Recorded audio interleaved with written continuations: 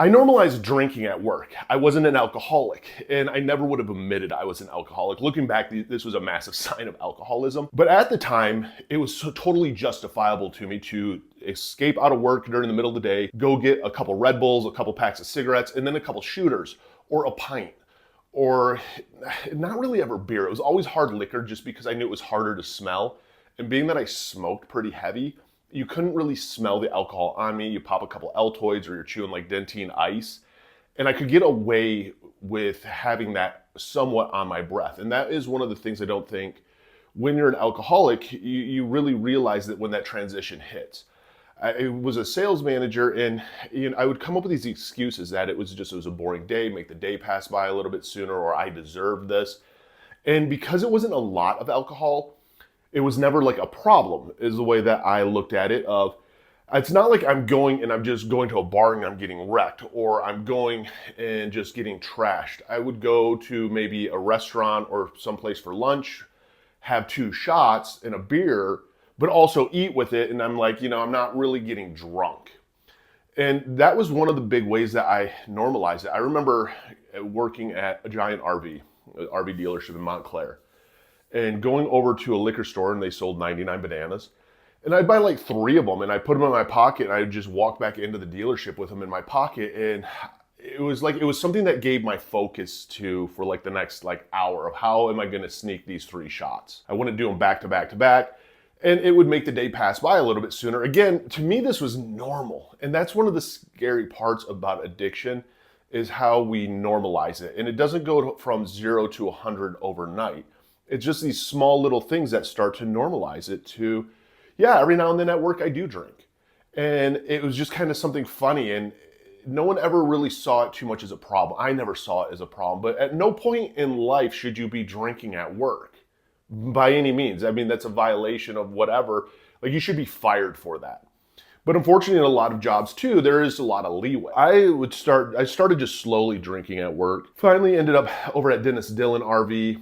The first day that we were open for business, I remember I had a tall boy Bud Light and I slammed that before work. I was like, I'm making a tradition, like a morning work beer or or an after work beer or whatever.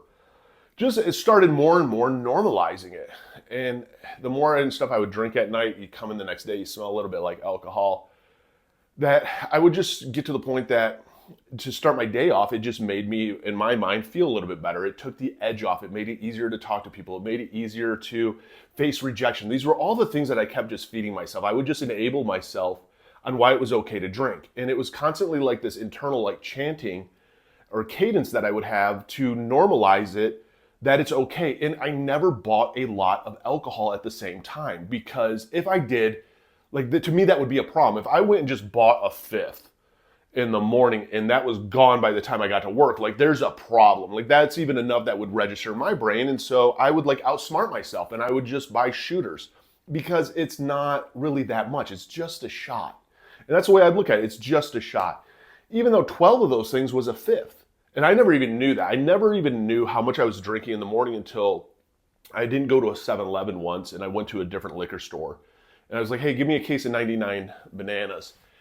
And he goes, why don't you just buy a 5th? It's cheaper. And I was like, what do you mean? He's like, it's only a couple ounces more and it's cheaper. And I didn't realize, that's when it first time it actually kind of hit me of how much alcohol I was actually drinking before work. And why I'd be so drunk coming into work and I'd have to do cocaine to offset this. And by no ways do I share any of this to glamorize it, because there's nothing glamorous about being stupid, sloppy drunk at work, of putting your job at risk constantly on a daily basis, because you get to the point that you don't care about your job. You don't care about work. You care about escape. I cared more about getting drunk than I did anything else. I had to make it to work on time, and I always did, but I had to be drunk. Chewing gum, going to the meetings, trying not to pass out, doing cocaine to offset this so that I could try and function through it. And it's really weird on how alcohol and all this affects people differently. And that's the thing, I don't think a lot of times we really stop and realize of how alcohol affects us all differently, genetic-wise, build-wise, size-wise, diet-wise. All these different things kind of come into play on how alcohol affects you. And so for some people, a couple drinks is going to get them wrecked. For a couple people, a lot of drinks isn't going to necessarily get them wrecked, or whatever other substances they're putting into their body. And that was my thing, is like, if I pass out at work, then there's obviously a problem, and I never passed out at work. But I was able to look at this as not a problem. And the funny part was, is I would like never like pass out at work, but I would find myself like every afternoon for a while, I'd go through these phases where I would go find an RV and I would set my alarm for like 45 minutes, lock the door, and go to sleep. And it's not like I just walked in there, passed out. I was conscious enough to set this up. But I mean, that's how drunk I would be. I'd have to kind of like sleep it up. And I remember I would wake up and you're just like drool, and I'd be like, fuck, you know, you could feel the headache over your eyeball. And I knew that, okay, I need to get caffeine in me. I need to get some more alcohol in me and go back at my day. And this is how normalized I made it. I made more focus on drinking and how to drink at work than I did even about my job, which goes to show like how much better I could have been at my job, or how much more I could have done work-wise. But instead, my focus was so much on alcohol. And that's the worst part about being an alcoholic, is we're never going to admit that we have a problem. We're going to normalize all of it. And we're going to invest all this energy into it, but play it off like it's really nothing. And it's scary to think of when you actually sober up and looking back and going, man, all the different ways and everything I did to hide my alcohol use. And what I even did to normalize it. I would always, my truck was full of shooter bottles. And the salesman would laugh, because every now and then salesmen would use my truck because of the 7-pin, plug in like a fifth wheel or a trailer to turn on all the lights. And salesmen would always laugh because there's all these little bottles in my car or in my truck. And it was almost my subconscious way to normalize my drinking. Oh yeah, you know, just get a couple on the way home, whatever it might be. And that was my way to normalize it. And it was taking over my life though. And you'll never admit as an alcoholic that this has taken over my life. I would admit that I was a functioning alcoholic. I would tell people that, I'm a functioning alcoholic, because the more that I could normalize that, the more that it was like giving me permission to be all right being a functioning alcoholic. I would drink in stairwells. I would drink in the bathroom. I could drink anywhere that I could get a shooter in my pocket, because I always carried shooters in my pocket, and drink them. Or if I had like a pint, or if I had a fifth, I would usually keep that in my truck, and I would just go up into the parking garage, look around, nobody's in this floor of the parking garage, take a couple swigs, have a Red Bull or something with me, drink a couple drinks of the Red Bull, pop in gum, light up a cigarette, and walk back down. And that's the thing, is if you have a job where you're not very accountable for where you are 24/7 when you're at work, it made it really easy to sneak around and to drink. And that's what I wanted to do. I wanted alcohol because I felt that it gave me superhuman strength. I felt like it was like medication in a sense, that it made my job easier. It made me better at my job. It was everything I could do to romance alcohol into being normal, and that this wasn't not normal. And that's the scary part. I at no point would have ever said that I truly was an alcoholic. It was always more of a joke, even though deep down inside I knew that I was. I mean, nobody on their way to work drinks.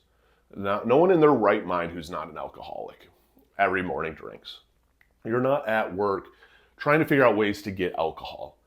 On the way home, figuring out who's going to the bars, or what bar maybe I want to go to, or where I want to go, and what liquor store I'm going to stop at, or lies that I'm going to tell my ex-wife, so that I could drink even more or get more alcohol. I would always find reasons to drink. And that's the worst part, is it's normal to you. It's completely normal. And everybody does that, right?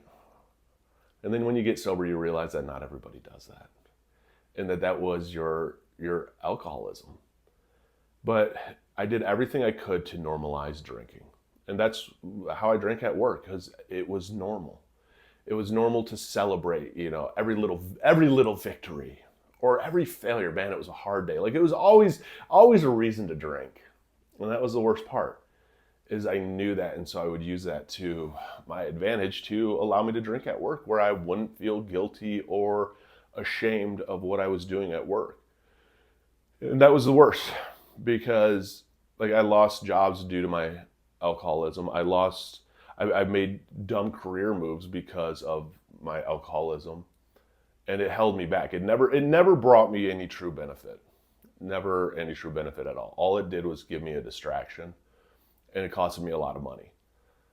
But you could have never told me any differently because I was the one essentially I had to wake up and go, I am an alcoholic. No one else could tell me that I was. And that's the sad part of addiction. And that's also why I share. I mean, I just share my stories because I know that it does help a lot of people. It helps. Maybe you think and go, I don't want to live this life anymore, and maybe I can get sober. And finding then what works for you, whether it's going to rehab or inpatient treatment, outpatient treatment. Download Sunflower Sober. I always have them linked down below. Download an app. Sunflower Sober is the app, man. Start tracking your days of sobriety. You have an AI sponsor of 24 support. Go into the communities. Going to AA meetings, NA meetings, those can help. Al-Anon meetings, any of the meetings out there, just being in that environment, realizing that you're not alone, I think is huge. And then, just finding what works for you. A psychiatrist and therapy really helped me a lot. EMDR therapies helped me a lot. And there's no right or wrong way. And I think that's one of the ways we sabotage ourselves into not getting sober is we're going to try that one way that's supposed to work. And then when it doesn't, we're like, see, we're different. And as an addict, we will twist everything to enable ourselves. And that's the scary part. So if you want it, it's worth it. Trust me on that. And I wish I would have did it sooner because it made a huge difference in my life.